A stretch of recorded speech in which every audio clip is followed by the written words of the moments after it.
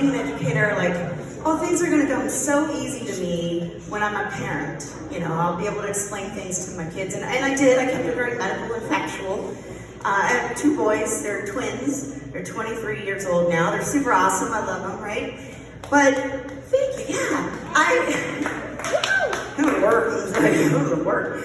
And the thing is, like, I thought it was going to be easy. Well, you got boys, right? Boys, what do? You throw some Cheerios in the toilet, you know, when you're potty training, and you go aim for that, you know?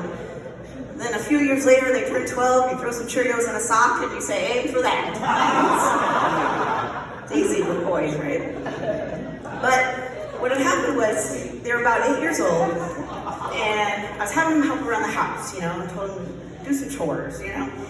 And so I came down the stairs one day after they had decided they were going to help with laundry. And I come down and they're both standing there, and one of them looks up at me and he says, Mom, we got to talk to you about what we found in your hamper. I was like, oh shit, I don't keep that in there. And then the other one says, yeah, we saw where you pooped your pants. I was like, poop my pants? I'm a middle-aged pot-smoking mom. If any accident is gonna happen, I'm gonna piss my pants, right? Right? And I'm like, what are they talking about? What are they? And then it hit me, and I know 50% of this room is already on to what I'm talking about. It was period panties, exactly. And I was like, oh shit, I didn't think I'd have to tell 2 8-year-old boys about period panties. I had no choice. I had let them think I shit my pants. Turns out that's pretty cool to 2 8-year-old boys, actually. People are fascinated by my boys because they're identical twins, but they're polar opposites as far as like their personalities go. Like one is super butch and one is super gay. Right? And people always like, they get so curious with that because they expect them to be exactly the same. So with the gay one, they'll say, well, how did you know? When did you find out? And I'll say, well, you know, when it came out. And they'll say, yeah, I know. What age was he at? What did he say? And I'm like, I just said, when he came out. Like, there was no doubt, you guys. Like, we knew before he did. You know, he took his first steps in a pair of red high heels. I'm just saying. Like, it went from this to this real quick. I'm just saying. And, you know, when his first word wasn't mama, it was, Mom, are you really going to wear that? Like, no doubt, you know. But you know what you don't expect is, we all think of that, like, oh, what if my child was gay? You never think, well, what if my child was straight? We don't think about that. And that day came really early too, actually. They're about 3 years old. And what had happened was I was giving them a bath, right? And I take my little butch guy out. And I say, okay, buddy, go get your jammies on. You know, dry him off. And I'm taking his little fluffy brother out, and I hear screaming from the bedroom.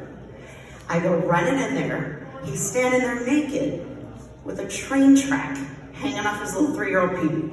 You know, I pulled it off. He was fine. There was no damage done.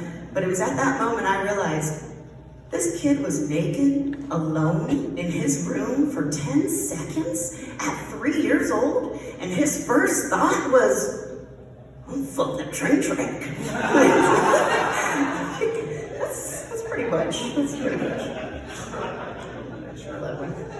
I love my boys. I love that they're not weird like me.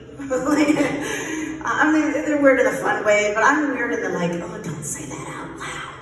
You know, like way. Like, okay, like when a guy says like he's into baby talk, I know what he's talking about. You know, I know he means something like, I'm a naughty dad. I know he doesn't want me to say, I'm sorry I ate the crayons, Daddy. But I ate the glitter too, so my poop will be sparkly. I know he doesn't mean that. I know that when he's pulling off my underwear all slow and sexy and looking in my eyes, he's not expecting me to go, you know, the only purpose for underwear is another filter for juices and smells. Like, he doesn't, that ruins the mood. I heard the gasp. Right? I need somebody that goes, damn, she's right, and then continues. Like, it doesn't skip a beat, you know? I need somebody that when I'm sitting at the kitchen table and I'm sipping coffee, I look over at them and say, you know, family trees are just sourdough starter jizz charts of people. Like, just want him to get it. I just want him to understand I have pet peeves. Like people who go